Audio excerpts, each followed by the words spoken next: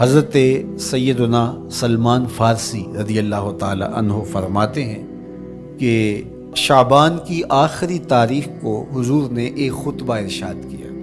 بعض علماء نے کہا کہ یہ شعبان کا آخری جمعہ تھا، یا ہو سکتا ہے کہ آخری جمعہ 29 شعبان کو ہی ہو، تو رمضان المبارک سے قبل حضور نے یہ خطبہ ارشاد کیا جو مختلف کتب احادیث میں موجود ہے۔ یا ایھا الناس، اے لوگو، قد اظلکم شہر عظیم، اللہ نے تمہارے اوپر ایک بہت پاکیزہ پر نور عالی مرتبت مہینہ سایہ فگن کر دیا ہے۔ شہر فیہ لیلۃ خیر من الف شہر، اس مہینے میں ایک ایسی رات ہے جو 1000 مہینے سے بہتر ہے۔ جعل اللہ صیامہ فریدہ و قیام لیلۃ تطوع، اس مہینے کے دن کے روزے فرض قرار دیے گئے اور راتوں کا قیام نفل بنایا گیا۔ تراویح کی صورت کے اندر راتوں کے قیام کا ماحول پیدا ہوتا ہے، صلاۃ اللیل پڑھی جاتی ہے، نوافل پڑھے جاتے ہیں کثرت کے ساتھ۔ یہ اس مہینے کی شانیں ہیں، یہ اس مہینے کی رونقیں ہیں۔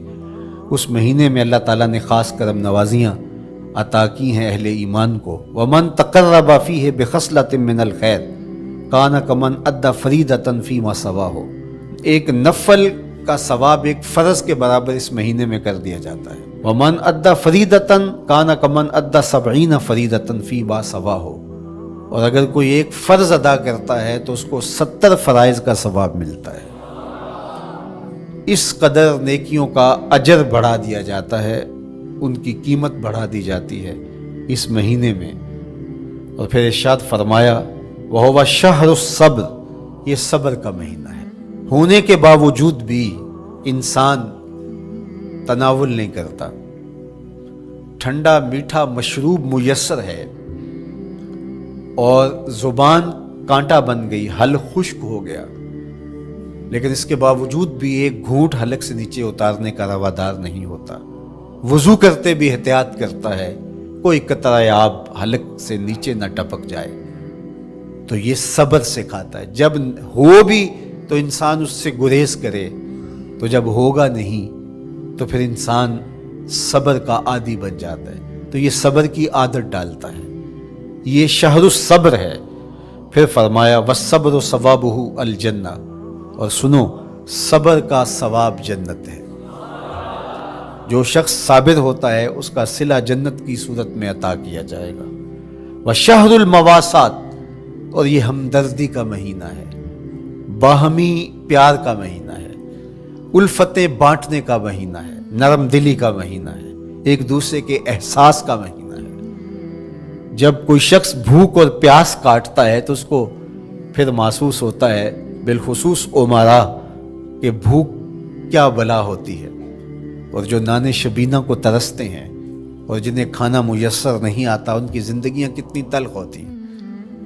تو بھوک اور پیاس احساس پیدا کرتی ہے ان لوگوں کا کہ جو اللہ کی دی ہوئی نعمتوں سے محروم ہیں۔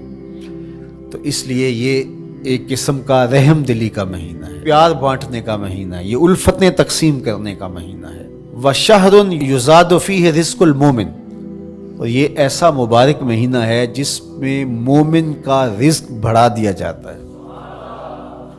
روزہ کھانا بچانے کے لیے، یہ اخراجات کم کرنے کے لیے نہیں ہے، بلکہ اس میں آپ کا رزق اور بڑھ جاتا ہے۔ ایسی ایسی نعمتیں کھانے کو ان لوگوں کو بھی نصیب ہو جاتی ہیں عام دنوں میں جو ان کا مقسوم نہیں ہوتی۔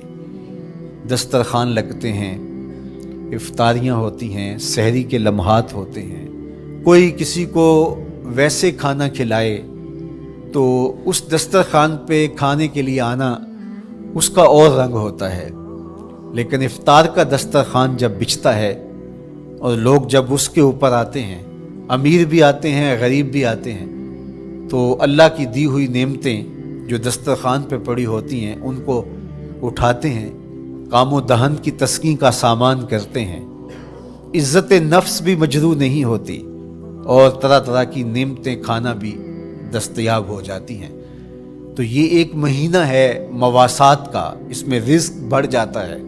गुरबा तक भी अल्लाह की नेमतें वो पहुंचती हैं जो आम दिनों में उनको मुयस्सर नहीं होती, और उमरा भी नेमतों का लुत्फ लेते हैं, नेमतों का मज़ा उन्हें आता है, इसलिए कि भूख काटने के बाद जब उनको नेमत मुयस्सर आती है तो फिर उन्हें एहसास होता है। जो शख्स हर वक्त सैराब रहता है तो उसको क्या पता कि शदीद भूख के बाद खाने का लुत्फ क्या होता है। सख्त प्यास के बाद मीठा और ठंडा मशरूब जब रगों को तर करते हुए मैदे तक पहुंचता है तो उसकी तरावत, उसकी ठंडक, उसकी लज्जत, उसका कैफो सरूर, उसकी अजूबत किस तरह राहत बख्शती है।